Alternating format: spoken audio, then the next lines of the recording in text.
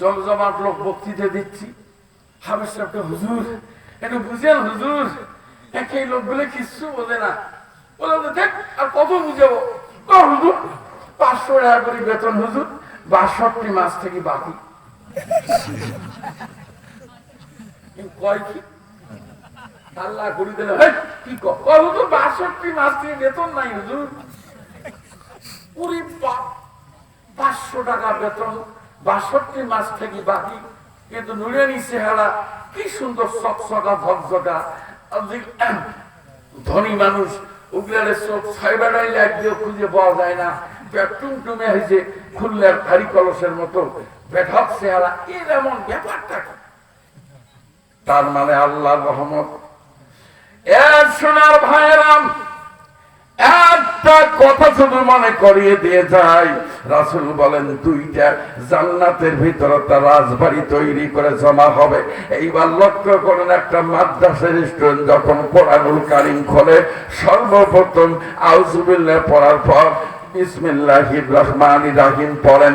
আল্লাহর নবীর সাহাবী হযরত আব্দুল্লাহ ইবনে মাসউদ রাদিয়াল্লাহু তাআলা আনহু বর্ণনা করেন, রাসূল বলেছেন, পৃথিবীর জমিনে কোন মানুষ যখন বিসমিল্লাহ পড়তে গিয়ে বি অক্ষর উচ্চারণ করে, আমার দিকে তাকান, বিসমিল্লাহ পড়তে গিয়া বি কথা মুখ দিয়ে যখন বের করে দেয়, আল্লাহর হাবিব বলেন সাথে সাথে এই মানুষটার আমল নামাতে 4000 গুনাহ আমার আল্লাহ মিশা দেয়। জোর হলো না? আরো করে বলেন, এ দাদু আর কোন দিন পড়বেন? সন্ধ্যার আগে যেদিন ডুববে রে বেলা, এক পলকে সাঙ্গ হবে তোমার রঙ্গেরই খেলা। তুমি কাহারে দিবে জোহলে ধমক, কার মাথায় ভাঙবে লাঠি, ওই যে দেখো ডাকিতেছি তোমার কবরের মাটি। আল্লাহর বান্দা, কি মনে করো, কি মনে করো? আল্লাহর কসম, 100 ভাগ চ্যালেঞ্জ। আমি যদি মরি, আমার জন্য আমার স্ত্রী, ছেলে, মেয়ে কেউ কাঁদবে না, এটা আমি শিওর। বলে হুজুর আপনার স্ত্রী ছেলে মেয়ে এত খারাপ, এত খারাপ? জি জি জি। কেমনে দেখেন, আমি বলবো, যখন কান্দে, স্ত্রী কান্দে, কি কয়া কান্দে, নাকের ফুল করে আহারে, ওঠো ওঠো ওঠো ময়না রে ময়না, তোমার বিনে পয়সার পালকি আইসা আছে, পালকি দেখিয়া রে ময়না, তোমার ঘরের বিবি কাঁদিতেছে, ওঠো ওঠো ওঠো ময়না রে ময়না, তোমার বিনে পয়সার পালকি আইসা আছে। ঘরের বিবি কান্দে, কেন কান্দে? 3টে বাচ্চার মা, এই বয়সে বিধবা হওয়া লাগবে, কে জানে মানুষকে কি জন্য মরলো, আমাকে বিপদ ফেলে দিয়ে গেল। এটা কি স্বামীর জন্য কান্না? আসতে বলেন, এটা কি স্বামীর জন্য কান্না? রাজশাহী ইউনিভার্সিটি থেকে ছেলে দৌড়ে যাবা, দাঁত লাগিয়ে গেল, কান্দিস না বা, আমরা আসি না। চাচা কেমন অনাস্থা দিয়ে, আব্বা গরু ছাগল কাছে টাকা দিছে, ওটা দিয়ে অন্যের মেয়েকে আমি কত রসগোল্লা কিনে দিবি, কোয়াই এলাতে মরি গেল। মানুষের রসগোল্লা খোয়া তো দূরের কথা, আমার তো পুলিশ চাপ বাসে না। তাই নিয়ে কথা ঠিক নেই, ব্যাটিং করলাম। এটা কি বাবার জন্য কাঁদন? কথা বলেন না? মেয়ে বিয়ে বাস, স্বামীও নাই, বিয়ে হয় নাই, চাকরিও নাই। চাচি আব্বা মরে গেল, ভাইও বেকার, আমারও চাকরি নাই, স্বামী নাই, আমি কি করি চাচি? এটা কি বাবার জন্য কাঁদন? জি না। জিনা জনাব জিনা পালকি দেখিয়া ময়না তোমার পাহাড়া প্রতিবেশী কাঁদিতেছে ওঠো ওঠো ওঠো ময়নায় রে ময়না তোমার বিনে পয়সার পালকে আইসে আসে। দাদু ভাই কেউ কাঁদে না, কেউ আপনার জন্য কাঁদবে, আমার জন্যও না। খালি বলবে সরান বা সরান সরান। ওর মান কি? স্বামী স্ত্রী, স্বামী মারা গেল এশার নামাজের ওয়াক্তে, এলাকার লোক হলো চাষি আপনারা স্বামী হয়, হ্যাঁ এই যে রাত্রে পাহারা দিয়ে থাকেন চাষি, স্বামীর কাছে আজকে রাত্রে থাকো বা আমি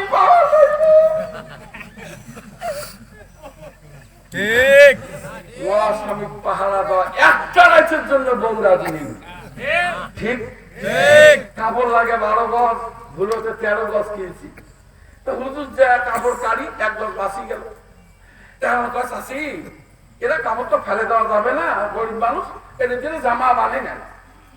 এই মরার কাপড় দিয়ে কোনো মহিলা জামা বানাবে বা ভিক্ষা করি খাবো মরা মাসের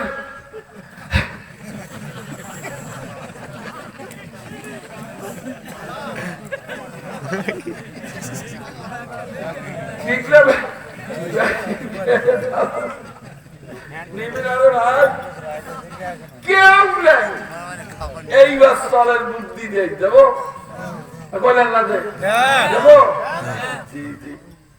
এ সোনার ভাইরা খবর পেয়ে আসবে দেখে তোমার আত্মীয় স্বজন, তোমার সাহারি দিকে বসে সবাই জড়িবে কান্দন, খালি কানবে আর কানবে।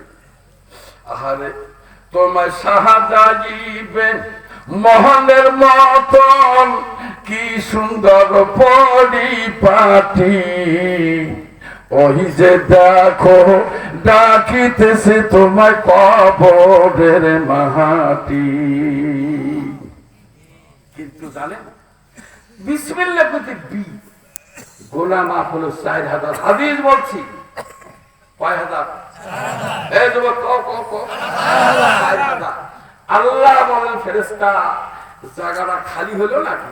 আল্লাহ মাঝখানে খালি হয়ে গেল, দেখেন 4000 নেকি দিয়ে ভরপুর করে তো ভালো করে ভালো করে 5000 হলো।